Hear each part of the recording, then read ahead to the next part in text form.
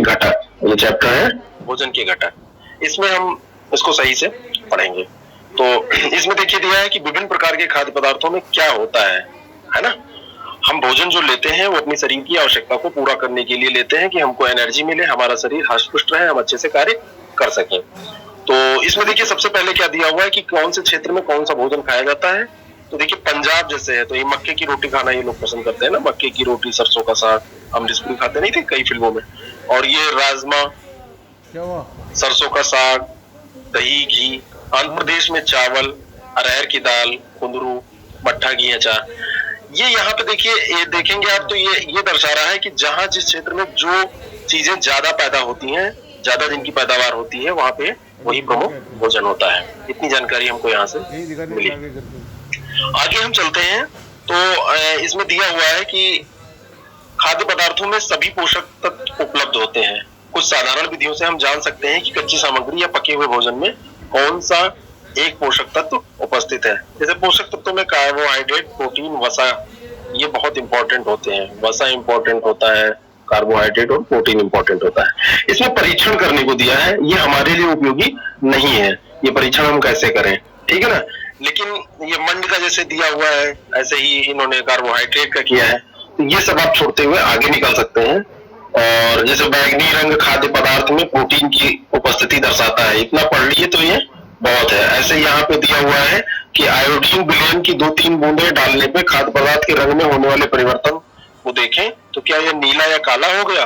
यह नीला या काला रंग मंड की उपस्थिति को दिखाता है। अगर इसमें आयोडीन विलयन मिला दें, है ना, तो ये खाद्य पदार्थ जो नीला या काला रंग हो जाता है तो समझ लीजिए इसमें मंड उपस्थित है। तो ये सिंपल सी जानकारी है। आगे इसमें बहुत महत्वपूर्ण जानकारियां दी हुई है। ये टेबल आप भरने की कोशिश करिएगा कि खाद्य पदार्थों में उपस्थित पोषक तत्व, जैसे कच्चे आलू में मंड मिलता है, ठीक है ना, प्रोटीन, वसा, है ना, तो मिलता है कि नहीं आप बताइएगा। दूध में प्रोटीन मिलती है, मंड मिलता है कि नहीं, वसा मिलता है कि नहीं, तो इसको आप फिल करिएगा। और यहाँ जो इंपॉर्टेंट चीजें होंगी उसमें हम डिस्कशन करेंगे। कागज पर तेल का धब्बा खाद्य पदार्थ में वसा की उपस्थिति को दर्शाता है। जैसे कोई चीज आप रखते हैं कागज पे तो उसमें अगर तेल का धब्बा लग जाता है यानी कि उसमें फैट की उपस्थिति है। और कागज को अगर हम सुखा दें और खाद्य पदार्थ में कुछ जल आया हो तो वो सूख जाए, इसके बाद यदि कागज पर तेल का धब्बा न रहे तो ये पता चलता है खाद्य पदार्थ में उपस्थित जो वसा नहीं थी, है ना। तो कभी कभी जल की भी कुछ मात्रा हो सकती है, ऐसा भी हो सकता है। तो सुखाने के बाद ये अगर ऐसा सूख जाता है तो समझ लीजिए नहीं थी। 3 पोषक तत्व, कार्बोहाइड्रेट, वही जो हमने पढ़ा था, प्रोटीन और वसा, ये बहुत इंपॉर्टेंट होते हैं। इसके अलावा विटामिन और खनिज लवण जैसे अन्य पोषक भी हमारे शरीर में खाद्य पदार्थों में उपस्थित रहते हैं। तो ये इसी पे आगे पूरा अध्ययन होगा, जो भी हम पढ़ेंगे यही प्राप्त करने की कोशिश करेंगे, जिससे विटामिन हमारे शरीर को मिले, खनिज लवण मिले, कार्बोहाइड्रेट, प्रोटीन और वसा का संतुलित रूप अगर हम मिले तो हम स्वस्थ रहेंगे। तो आगे हम देखेंगे स्रोत की कहाँ से क्या मिलता है। तो देखिए अब ये यहाँ से बहुत इंपॉर्टेंट स्टार्ट हो रहा है।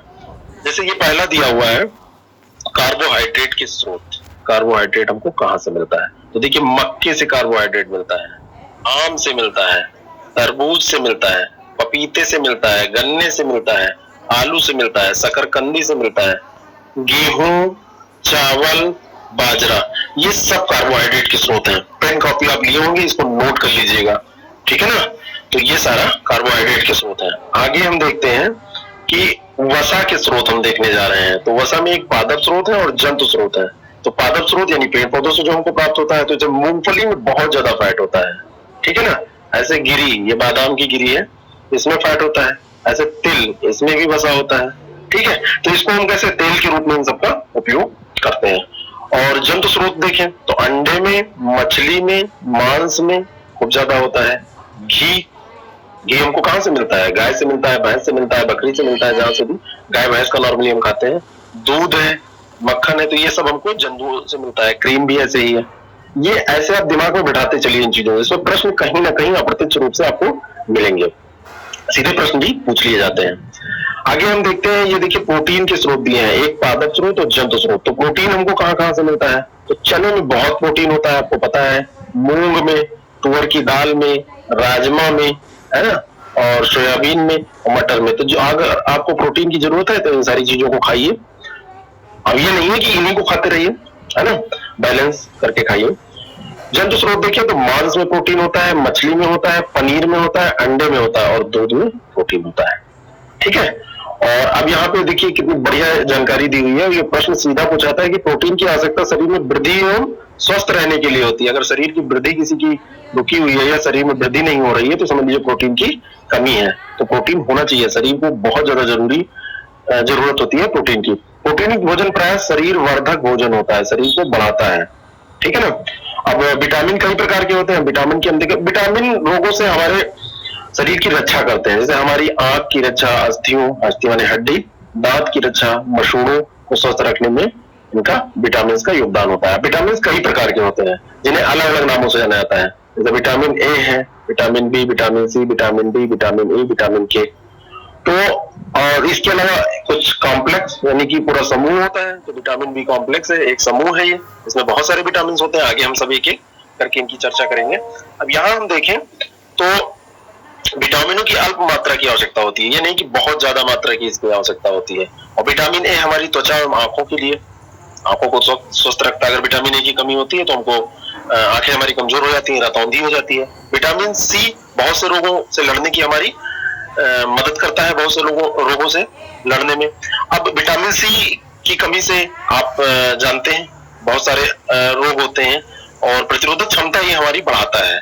आगे भी हम देखेंगे कि विटामिन सी से क्या क्या लाभ होता है, इसके स्रोत क्या है। विटामिन डी हमारी अस्थियों और दांतों को मजबूत करता है। विटामिन डी हमारी अस्थि यानी हड्डियों को और दांतों को मजबूत करता है। इनकी कमी होगी दांत गिर जाएंगे आपके और आपकी हड्डियां जल्दी जल्दी टूटेंगी, जरा से गिरेंगे टूट जाएंगी। तो हमको क्या करना चाहिए, इन सब चीजों को लेते रहना चाहिए। अब देखिए विटामिन ए के स्रोत हम देखें तो ये क्या है, पपीता है, दूध, मछली का तेल, गाजर, ठीक है ना, ये सारे विटामिन ए के स्रोत हैं। तो ये विटामिन ए के स्रोत हो गए। विटामिन बी के स्रोत देखिए यकृत, तो ये मांसाहारी लोग इसको खा सकते हैं, ये यकृत है। और ये समझ में नहीं आ रहा है ये क्या है, लेकिन मुझे ये लग रहा है कि ये दाल होगी या कुछ ऐसा है। तो ये विटामिन बी के स्रोत है। आगे भी लिस्ट दी है, हम देख लेंगे। ऐसे ये विटामिन सी में देखें तो खट्टी चीजों में विटामिन सी पाया जाता है, संतरे में, टमाटर में, जो हमको हल्का हल्का खट्टा लगते हैं, अमरूद, मिर्च कड़वा होती है, मिर्च खा के हम सी करते हैं ना, तो ये विटामिन सी होती है, ऐसे याद कर लीजिए। नींबू खट्टा है, आंवला खट्टा है, तो जितनी खट्टी चीजें हैं लगभग सिट्रस फ्रूट जो होते हैं और रसदार फल जो होते हैं उनमें विटामिन सी पाया जाता है। आगे चलते हैं। और सूर्य के प्रकाश की उपस्थिति से विटामिन डी बनता है। अगर हम अंधेरे में लगातार रहें, सूरज की रोशनी हमको न मिले तो हमारे शरीर में विटामिन डी की कमी हो जाती है। ऐसे ही देखिए आयोडीन के कुछ स्रोत हम देख लें तो मछली है, पालक है, अदरक है, ठीक है ना। और नमक हमारा ही है, आयोडीन युक्त नमक हम खाते हैं, जिससे घेंघा रोग नहीं होता है, ठीक है। तो ये सारे स्रोत हैं। फास्फोरस के स्रोत देखें तो दूध में मिलता है, केले में मिलता है। और ऐसे ये दो चीजें दी हैं, इनको कंफर्म करके आप कमेंट बॉक्स में बताइएगा कि ये क्या है। लोहे के कुछ स्रोत देखें तो पालक में लोहा मिलता है, आयरन बहुत होता है पालक में, और इसमें होता है सेब में। और ये साथ में ये क्या दिया हुआ है, ये मुझे समझ में नहीं आ रहा है क्या है, आप देख लीजिएगा इसको और मुझे कमेंट बॉक्स में इसको समझ के बताइएगा। कैल्शियम के कुछ स्रोत देखें तो कैल्शियम अंडे में मिलता है, दूध में मिलता है, ये बहुत बड़े स्रोत हैं इनके कैल्शियम के, ठीक है ना। यहाँ से हम अब यहाँ पे देखिए कि हमारे शरीर में खनिज लवणों की भी आवश्यकता होती है। खनिज लवण जो होते हैं लेकिन अल्प मात्रा में आवश्यकता होती है, ऐसा नहीं कि बहुत ज्यादा मात्रा में चाहिए। उचित विकास के लिए तो क्यों और तथा अच्छे स्वास्थ्य के लिए प्रत्येक खनिज लवण की आवश्यकता होती है। जब आपकी शरीर में कमजोरी आ जाती है तो आपको देते हैं मल्टीविटामिन की टेबलेट डॉक्टर, मल्टीविटामिन आप खाते हैं तो ताकत आ जाती है, तो वही है मल्टीविटामिन यानी खनिज लवण जो होते हैं बहुत सारे, उनका एक कैप्सूल या टेबलेट होती है, तो उसको कई तत्वों की वो पूर्ति करता है। लेकिन आप कोशिश करिए कि आपके शरीर में ऐसी कमी आए ही ना, ऐसा भोजन लीजिए। और आगे हम देखें तो चावल में जैसे कार्बोहाइड्रेट की मात्रा दूसरे पोषक तत्वों से अधिक होती है। इस आधार पर हम कह सकते हैं कि चावल कार्बोहाइड्रेट समृद्ध है। ये प्रश्न पूछा जाता है कि कार्बोहाइड्रेट सबसे ज्यादा किसमें पाया जाता है, तो आलू में पाया जाता है, चावल में पाया जाता है, तो चावल में बहुत ज्यादा होती है। तो चावल खाने से तुरंत हमको एनर्जी मिलती है, भूख भी जल्दी लगती है लेकिन एनर्जी तुरंत मिलती है। इन पोषकों के अलावा हमारे शरीर को आहारी रेशों तथा जल की भी आवश्यकता होती है। आहारी रेशे या रुक्षांश के नाम से इनको जाना जाता है। और हमारे खाने में रुक्षांश की पूर्ति मुख्यतः पादप उत्पादों से होती है। रुक्षांश की मुख्य स्रोत क्या है, साबुत खाद्यान्न यानी कि बिना गले हुए ऐसे जो चीजें हम खाते हैं साबुत, दाल है, आलू है, ताजे फल एवं सब्जियां हैं। तो ये रेशेदार फल सब्जियां खाने से क्या होता है, हमको पाचन शक्ति हमारी अच्छी हो जाती है, ठीक है। और रुचांश हमारे शरीर को पोषक भी कोई प्रदान नहीं करते हैं, फिर भी ये हमारे भोजन का आवश्यक अंग है, इसका आयतन बढ़ा देते हैं। और रुचांश बिना पचे हुए, देखिए दिया हुआ है, भोजन को बाहर निकालने में मदद करते हैं। हमारा जो पेट है उसका वो सिस्टम सही हो जाता है, जिससे कि हम अच्छे से, हमको भूख लगती है और इसके कारण से हमारा शरीर हष्ट पुष्ट रहता है, खाने का पाचन सही होता है। देखिए, जल भोजन में उपस्थित पोषकों को अवशोषित करने में हमारे शरीर की सहायता करता है। आप खाना खूब खाइए, पानी नहीं पीजिए तो क्या होगा, पाचन सही से नहीं होगा। ये कुछ अपशिष्ट पदार्थों जैसे मूत्र तथा पसीने को शरीर से बाहर निकालने में हमारी सहायता करता है। तो ये अपशिष्ट पदार्थ होते हैं, जैसे आप कोई चीज धुलते हैं तो गंदगी निकल जाती है, ऐसे खाना खाते हैं तो उसमें भी बहुत सारी ऐसी चीजें रहती हैं जो शरीर के लिए नुकसानदायक है या फायदेमंद नहीं है, तो उनको ये बाहर निकाल देता है। और सामान्यतः हमारे शरीर को जितने जल की आवश्यकता होती है वो हमें उन वस्तुओं से प्राप्त होता है जिसे हम द्रव रूप में लेते हैं, जैसे दूध, जल, चाय से ले लेते हैं। इसके अतिरिक्त हम जो भी भोजन पकाते हैं उसमें भी पानी का प्रयोग होता है। ये क्रियाकलाप आपको देखना होगा, देख लीजिएगा, हम इंपॉर्टेंट चीजें इसमें देख रहे हैं। अब हम देखते हैं संतुलित आहार। तो सामान्यतः पूरे दिन कुछ ना कुछ हम खाते रहते हैं और इसी पे हमारी शरीर की वृद्धि और अच्छे स्वास्थ्य को बनाए रखने के लिए आहार में वो सभी पोषक तत्व उचित रूप से होने चाहिए जो हमारे शरीर की आवश्यकता है। कोई भी पोषक तत्व ना आवश्यकता से अधिक और ना ही कम होना चाहिए। ऐसा नहीं है कि आपको प्रोटीन युक्त भोजन कर ले, शरीर को मोटा हो जाए। आपको जिम जाने वाले लोग यही करते हैं, प्रोटीन के पाउडर फाँकते हैं, वो भी सही नहीं है। स्वस्थ होना अलग चीज है, मोटा होना अलग चीज है, ठीक है। और हमारे आहार में पर्याप्त मात्रा में रुचांश और जल भी होना चाहिए और इस प्रकार आहार को संतुलित आहार कहते हैं। यानी कि जिस आहार में क्या होता है, रुचांश, रेशेदार वाले फल सब्जी और भोजन करते हैं, साबुत अनाज खाते हैं वो, और जल की मात्रा होती है, उसे संतुलित भोजन कहते हैं। दालें जो है ये मूंगफली, सोयाबीन, अंकुरित बीज, मूंग या चना, किण्वित भोजन यानी दक्षिण भारतीय भोजन जैसे ये इडली, इनको किण्वन करके बनाया जाता है। और आटे का मिश्रण, मिस्सी रोटी है, थेपला अनाज और दालों से बना आटे का जो मिश्रण है, केला, पालक, सत्तू, गुड़, सब्जियां, इसी प्रकार के अन्य भोजन कई पोषक तत्व उपलब्ध कराते हैं। तो ये आप बीच बीच में खाते रहा करिए। उचित प्रकार का भोजन करना ही पर्याप्त नहीं है, उचित तरीके से पकाना भी चाहिए। देखिए, बहुत महत्वपूर्ण बात है। अक्सर हम देखते हैं कि सब्जियों को काट कर धुला जाता है, आधे से ज्यादा तक तो ऐसे ही निकल जाते हैं, इसलिए साफ तरीके से उनको धुल के फिर काटना चाहिए, ठीक है ना। देखिए, पहली ये कह रही है कि ये जानने के लिए उत्सुक है कि क्या जंतुओं में भोजन में भी ये सभी अवयव होते हैं और क्या उन्हें भी संतुलित भोजन की आवश्यकता होती है। बिल्कुल होगी, अगर कोई जानवर हष्ट-पुष्ट है तो यानी कि वो भी संतुलित भोजन कर रहा है।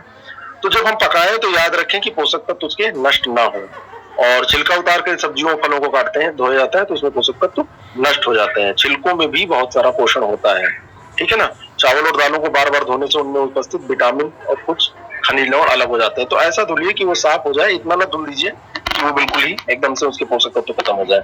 यदि भोजन पकाने में अत्यधिक जल का उपयोग किया जाता है, देखिए, और उसे फेंक दिया जाता है, तो कई लाभदायक प्रोटीन और उसके खनिज लवण उसमें चले जाते हैं। लेकिन अब साफ करने के लिए तो आपको धुलना ही पड़ेगा, लेकिन सब्जी है तो उसको धुल के फिर काटा जा सकता है, ये सब ध्यान रखिए। पकाने में विटामिन सी आसानी से गर्मी से नष्ट हो जाता है। प्रश्न पूछा जाता है कि कौन सा विटामिन गर्मी से नष्ट हो जाता है, तो विटामिन सी नष्ट हो जाता है।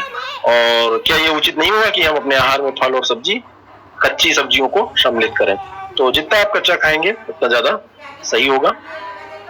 और ये देखिए, ये बूझो है, ये खूब ज्यादा फैट खा खा के देखो कितना मोटा हो गया है, तो ये क्या सही है? तो ये स्वस्थ नहीं है, सही नहीं है। आगे हम देखें, हमारे भोजन में वसा की मात्रा अत्यधिक मोटापे का कारण हो सकती है, इसलिए आप कम तैलीय पदार्थों को खाया कीजिए। घी खाना चाहिए लेकिन थोड़ी मात्रा में, ऐसा नहीं कि आपको इतना ज्यादा घी खा ले कि आपको मोटे हो जाए। एक या अधिक पोषक तत्वों का अभाव हमारे शरीर में रोग या विकृतियां उत्पन्न कर सकता है, और ये रोग जो लंबी अवधि तक पोषक तत्वों के अभाव के कारण होते हैं उन्हें अभावजन्य रोग कहते हैं।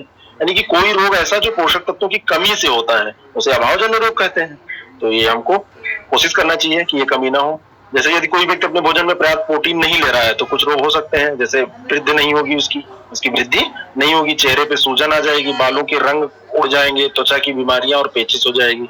तो प्रोटीन की कमी से ये सारे हो सकते हैं। ताकि यदि प्रोटीन तथा कार्बोहाइड्रेट दोनों ही किसी व्यक्ति के आहार में एक लंबे समय तक अनुपस्थित रहे, दोनों की कमी हो जाए, दोनों इसमें कम हो जाए, तब क्या होगा? तो ये बहुत दुबला पतला क्षीणकाय शरीर हो जाएगा और इतना दुर्बल हो सकता है कि वो चलने में भी समर्थ न रहे, असमर्थ हो जाए। तो विभिन्न विटामिन और जो खनिज लवण है, इनके अभाव में विभिन्न रोग अथवा विकृतियां हो सकती हैं। तो ये आप याद रखिए इसको हमेशा। आप तो भोजन करिए ही, पेपर के लिए भी याद रखिए। सभी अभावजन्य रोगों की रोकथाम संतुलित आहार लेने से की जा सकती है, यानी कि अच्छे से आहार हम लें अगर तो हो सकती है, दवा खाने की जरूरत नहीं पड़ेगी। इसलिए भोजन में जितनी अधिक विविधता होगी, है ना, तो उतना ही ज्यादा अच्छा भोजन रहेगा और यह वितरण हमारे भोजन में आवश्यक पोषक तत्वों की उपस्थिति सुनिश्चित करेगा, है ना, जितना ज्यादा विविध होगा। अब यहाँ पे देखिए बहुत इंपॉर्टेंट एक लिस्ट दी हुई है। इसमें दिया है विटामिन और खनिज लवणों के अभाव के कारण होने वाले कुछ रोग, उनके बारे में बात की गई। तो देखिए विटामिन ए, तो इससे क्या होते हैं, दृष्टिहीनता, क्षीणता, दृष्टि आपकी कमजोर हो जाती है, कमजोर दृष्टि, अंधेरे में कम दिखाई देना, कभी कभी पूरी तरह से दिखाई देना बंद हो जाता है ना। विटामिन बी1 बेरी बेरी हो जाता है, दुर्बल पेशियां और काम करने में ऊर्जा की कमी होती है। विटामिन सी से देखो स्कर्वी हो जाता है, बहुत बार पूछा जाने वाला प्रश्न है। मसूड़ों से खून निकलेगा, घाव भरने में अधिक समय लगेगा। तो विटामिन सी को आप खट्टे पदार्थों से प्राप्त करते हैं, ठीक है ना। विटामिन डी, धूप में बैठिए वैसे ही मिलता रहेगा, रिकेट्स होता है इससे, अस्थियों का मुलायम होना, मुड़ जाना, अस्थियां कमजोर हो जाएंगी। कैल्शियम, तो ये अस्थियां और दंतक्षय, अस्थियां कमजोर होती हैं, कैल्शियम, तो जब हड्डी कमजोर हो जाती है या हड्डी टूट जाती है तो डॉक्टर आपको कैल्शियम की टेबलेट देते हैं, तो इससे कमजोर अस्थियां, दंतक्षय, तो कैल्शियम आप लेते रहिए, ऐसे भोजन लीजिए जिसमें कैल्शियम आपको मिले। आयोडीन की कमी होगी तो घोंघा या गाइटर हो जाएगा, निकल नहीं आता, गले में ऐसे फूल जाता है, और गर्दन की ग्रंथि फूल जाती है, और बच्चों में मानसिक विकलांगता भी, तो ऐसा नहीं है कि क्यों फूल ही जाती है, बच्चे मानसिक रूप से कमजोर विकलांग होती है। इसीलिए कहा जाता है नमक जो आप खाइए आयोडीन वाला खाइए। लोहा, अगर लोहे की कमी होगी तो अरक्तता हो जाएगी, इसको एनीमिया बोलते हैं, कमजोरी आ जाती है, खून की कमी हो जाती है। देखिए ये चैप्टर आपका पूरा हुआ, ये शब्द आप